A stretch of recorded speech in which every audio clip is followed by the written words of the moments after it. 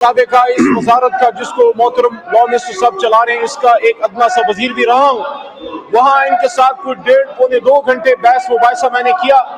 अपने नुकात जो वहाँ रखे आपके सामने रखता हूँ और इस हाउस के सामने भी, और उसके बाद आप फैसला कीजिए कि क्या पाकिस्तान की पार्लियामान का ये काम है कि वो अपने सियासी मकासद के लिए एक सियासी जमात पार्लियामेंट को सुप्रीम कोर्ट पे हमला करने के लिए यूज करेगी। पहले मैं अपने कानूनी नुकात सामने रखता हूँ, फिर उस पर पॉलिटिकल 1 मिनट के अंदर बात करूंगा। पहली बात जनाब स्पीकर साहब ये है कि आप कानून साजी प्रोस्पेक्टिव करते हैं।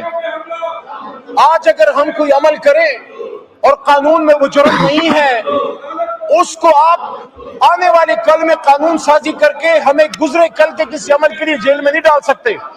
आज अगर मुझे कोई राइट मिल रहा है, मुझे कोई जायदाद में हिस्सा मिल रहा है, कानून के मुताबिक आज मेरा राइट है, तो कल कानून साजी करके आप मुझे उससे महरूम नहीं कर सकते।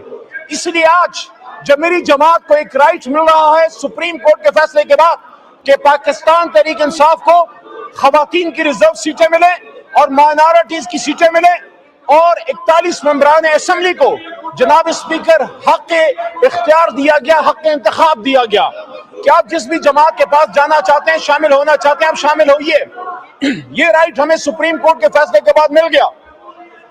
आप कैसे सुप्रीम कोर्ट के फैसले के बाद आप कानून साजी करके हमें सुप्रीम कोर्ट के उस हक से जो हमें फैसले के बाद मिला, मेजॉरिटी डिसीजन के बाद, आप हमें महरूम कर सकते हैं। दूसरा उसमें जनाब स्पीकर साहब नुक्ता यह है कि इलेक्शन कमीशन की तरफ से यह बात रखी गई कि 39 मेंबरान असेंबली को हमारे इस ऐवान के पाकिस्तान तहरीक इंसाफ के मेंबर गर्दाना गया।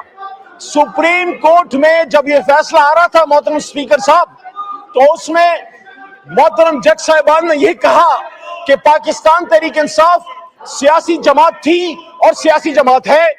तो जब हम सियासी जमात थे तो मैंने इलेक्शन कमीशन ऑफ पाकिस्तान से पार्लियामेंट्री अफेयर्स की कमेटी में पूछा कि क्या जब इलेक्शन वाले दिन हमें हक हासिल था, सुप्रीम कोर्ट कह रही है कि तहरीक इंसाफ एक सियासी जमात थी, और चीफ जस्टिस साहब ने यह बात की कि इलेक्शन कमीशन को हमारा मौक़िफ़ सुनने में और इलेक्शन कमीशन को सुप्रीम कोर्ट का फैसला समझने में गलती हुई, तहरीक इंसाफ एक जमात थी। तो स्पीकर साहब, इलेक्शन वाले दिन जब हमारे लोग तहरीक इंसाफ को वोट डालने गए, वहां बैलेट पेपर पे बल्ले का निशान नहीं था। तो मैंने इलेक्शन से पूछा, इलेक्शन कमीशन से, कि क्या ये डिसऑनेस्टी नहीं है। और दूसरी बात यह है कि जब आप कहते हैं कि बैरिस्टर गौहर साहब या उमर अयूब साहब ये पाकिस्तान तहरीक इंसाफ के आइन के मुताबिक इलेक्शन ना होने की वजह से अहल नहीं है कि इन 41 मेंबरान को पार्टी में एक्सेप्ट करें, तो उन 39 को आपने कैसे एक्सेप्ट किया? क्या उन 39 के लिए तहरीक इंसाफ हलाल है और इन 41 के लिए हराम है? फिर इलेक्शन कमीशन से पूछा कि क्या आप इस फैसले के जो रेट्रोस्पेक्टिव इफेक्ट्स हैं, क्या आप उसको एक्सेप्ट करते हैं? मजे की बात सुनिए, इलेक्शन कमीशन ने हुकूमत के रेट्रोस्पेक्टिव इफेक्ट के हक में बात नहीं की। इसलिए जनाब स्पीकर साहब, हम एहतजाज कर रहे हैं, हमारे मेंबरान एहतजाज कर रहे हैं, हम इस बिल को रिजेक्ट करते हैं।